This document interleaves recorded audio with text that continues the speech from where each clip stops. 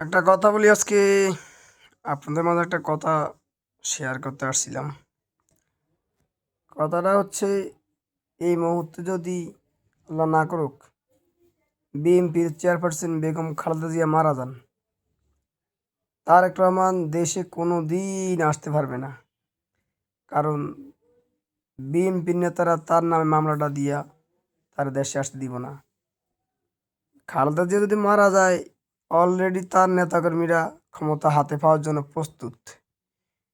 তারেক রহমানকে তার নেতাকর্মীরা দেশে আসতে আর দিবে না। কথাটা আপনাদের মাথায় রাখতে হবে। কারণ তারেক রহমান এমনিতেই যদি এই মুহূর্তে দেশে না আসে, কোনো দিন আর দেশে আসতে পারবে না। বিভিন্ন ধরনের মামলা দিয়ে একটা হয়রানি করে তার অবস্থা পুরা খারাপ। অতএব আপনারা সবাই সচেতন থাকবেন। আর এই মুহূর্তে তারেক রহমানের দেশে আসাটা খুবই জরুরি, যা আমি মনে করি। তো ভিডিওটা আপনাদের মাঝে শেয়ার করলাম, সবাই শেয়ার করে দিবেন।